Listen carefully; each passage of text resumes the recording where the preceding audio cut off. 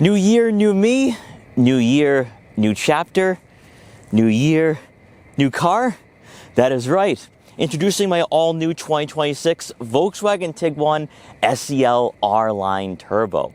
As I mentioned in my previous video, this is going to be Boston Autoblog's first ever year-long tester. That is right. 12 months with this crossover, experiencing the good, the bad, the reliability, and the resale value. With Boston Autoblog, we're going to do quarterly updates, 3, 6, 9, and 12 months. And we're going to check out if I do like this vehicle after a half a year or a full year. Maybe the things I don't like, such as the fuel economy, which I kind of knew this was going to happen with a 2-liter turbocharged 4-cylinder engine, whereas a lot of vehicles in this class do have hybrid powertrains. But hey, it's all part of the process. I am excited to dive into all of this. Now, if there's things that happen that are unexpected or things go wrong, my pain is your entertainment, and it'll most certainly be on camera. But more importantly here, with this Tiguan, with this new adventure, I want to learn things. I want to take that next step in my career and for this channel. I think buying the Tiguan was the right move and decision. Now, with this being the first video for the Tiguan in 2026, I'm going to do some early observations that I have made here in my first week of ownership. Even though I have checked out the Tiguan numerous times, both on camera and off camera, checked out all 4 trims, this vehicle is throwing some curveballs at me. In fact, there's things that are surprising me, things that are really impressing me, and in some ways, I don't want to say I'm disappointed, but it's not what I expected. So if you're ready, then I'm ready. Let's dive right into this video and begin this new journey. One of my earliest observations here with the 2026 Volkswagen Tiguan is that it's less about being a lifted Volkswagen GTI and more about being an affordable Audi Q5.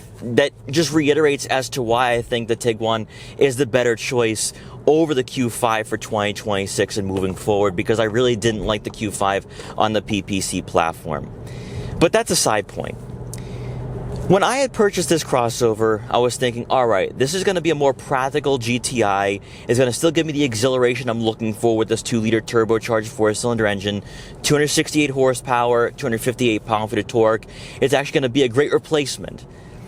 But to my surprise, and maybe slightly to my disappointment, it is not a sports crossover at all. It's not athletically inclined, and even though there's a lot of stiffness and rigidity to the chassis, it doesn't really translate laterally on a winding back road. Yes, it's far more engaging than a Toyota RAV4, Honda CR-V, Subaru Forester, but it feels very much like a Mazda CX-5. Now, with this Tiguan, with the SEL R-Line Turbo, looking at what Volkswagen has done here to this particular trim and this generation, in my eyes, this is a shot at Hyundai. Because Hyundai is the only other manufacturer that I can think of right now that could match the Tiguan with technology. Maybe not necessarily with refinement and quality. That's where I think Mazda might actually be a great one-on-one comparison. But what the Tiguan is offering here is this bridge between the mainstream market and luxury vehicles.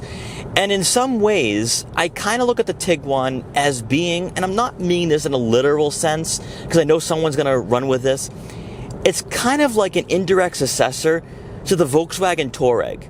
Like, this was something that was missing in the Volkswagen lineup for a very, very long time.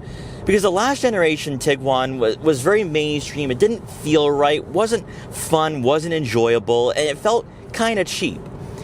This Tiguan feels Audi-like, and you feel that with the platform, you feel that with the chassis, and like I said before in my first ever review with the Tiguan SE, it feels like Volkswagen learned a lot from the ID.4 and brought those characteristics over to the MQB Evo platform.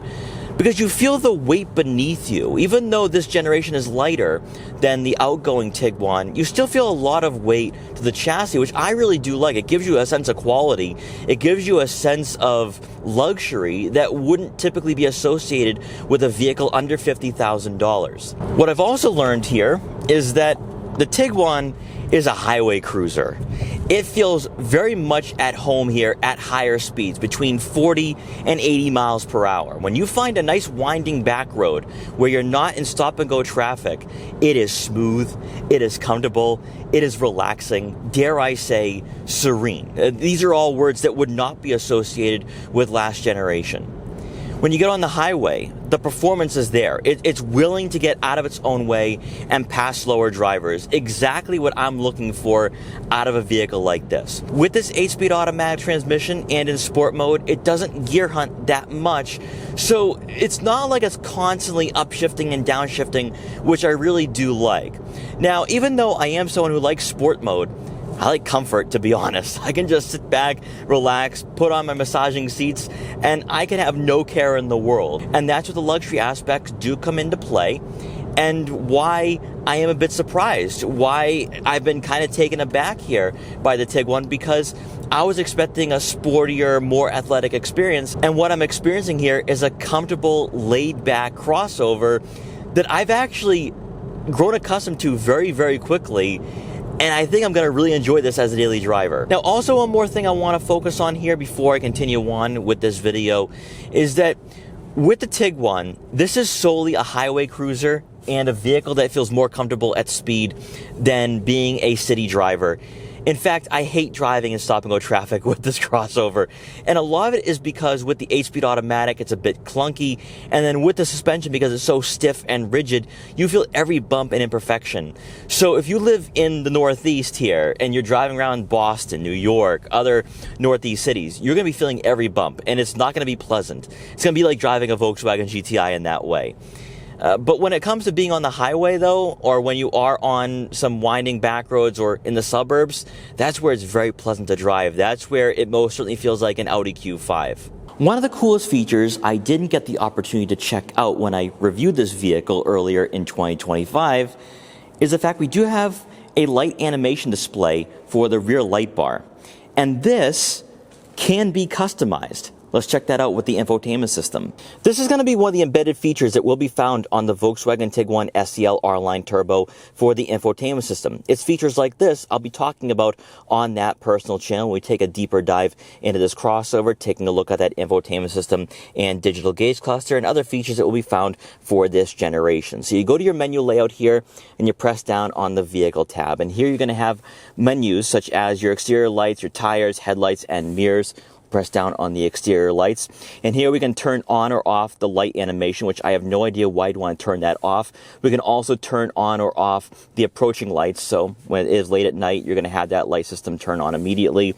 You can also adjust the duration of those lighting systems, but also more importantly, here we have the tail lights. So we have 3 different options for Animation 1, Animation 2, and Animation 3. It was already on Animation 1, and they're nothing major. I haven't actually checked out Animation 3, so let's do that right now. But this is really part of what Volkswagen and Audi is doing right now. We see this with the Q5 and other Audi products. So to have this translate to Volkswagen, that's actually pretty cool. And also, I think, very huge here for this vehicle. Hopping outside, here we have the lights. And there's that interactive display. As they turn off, we will turn it back on here when we unlock the Tiguan. And here we go. That's actually pretty cool here. So that's just one minor feature that I do like here about the Tiguan. It makes this crossover feel a bit more special compared to rivals in this class, especially under $50,000. And that is just the beginning here, because I did note that in my full review with the SEL R-Line Turbo, you have massaging seats, which are phenomenal. They're the strongest massaging seats I've experienced here in the compact crossover market. But just like we saw with the exterior lighting, you can also customize the massaging seats as well. Let's check that out. So at the bottom of the screen, you're going to find all your icons here for your dual zone climate control, AC, front rear defrosters, fan speed, and fan direction. Now this one's going to be for your climate, but right here is your seats. And from here, you now have access to your massaging seat functionality, which I'm just so impressed by. I mean, I'm learning more things every single day. So first off, you can adjust your duration and intensity level. But then here you have your different menus and modes for your massaging seats. So for me, I like relaxation, but you have waves for your back, lumbar, and shoulder, circles, upward strokes, and tapping, along with back activation. When would you ever see this in the compact crossover market? And in fact, the Audi Q5 doesn't offer this. It's not available for the Q5. You have to go with the SQ5, and I personally think with the SQ5, the massaging seats aren't as strong. So what are we doing here, Volkswagen? This is incredible stuff. And I have to say, the massaging seats are actually my favorite feature so far owning this vehicle for a full week. Then my last early observation here, which is more like a first impression, is the fit and finish for the interior. The technology alone is kind of surprising me, even with this infotainment system, which actually, it is a bit distracting, if I'm going to be honest. It's very distracting because there's embedded menus and there's no physical buttons. That is one thing I don't like.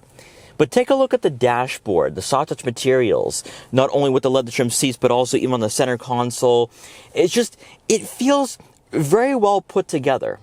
Like there was some intention involved here with the Volkswagen Tiguan. Whereas with the Audi Q5 and BMW X3, there's a lot of hard touch plastics. And you take a look at the interior and like, what is going on here at $55,000? And you also got to remember too, at least with the Audi Q5, there is no wood grain trim on the dashboard. They've gone in the wrong direction. Whereas with the Volkswagen Tiguan, here it is. You know, it's outlining the dashboard, the digital gauge cluster, infotainment system, and blends in perfectly when you have the ambient lighting. And it's those smaller details that really makes me happy I purchased this, and also sets the tone for my ownership experience. And I'm hoping that this continues over the next few months and 12 months for 2026, because what Volkswagen has done here, yes, it is not a sports crossover. Yes, it is not a Volkswagen GTI that's more practical and larger, but it is a more affordable Audi Q5. It's a nicer compact crossover in this market. It's most certainly on par with a Hyundai Tucson when it comes to technology.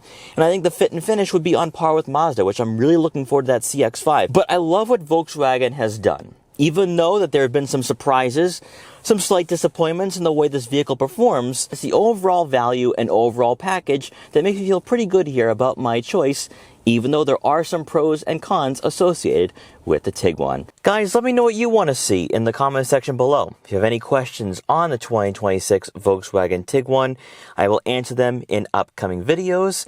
There's actually a lot to discuss here with this vehicle. But guys, once again, thanks so much for watching. Take care, and I will see you guys next time.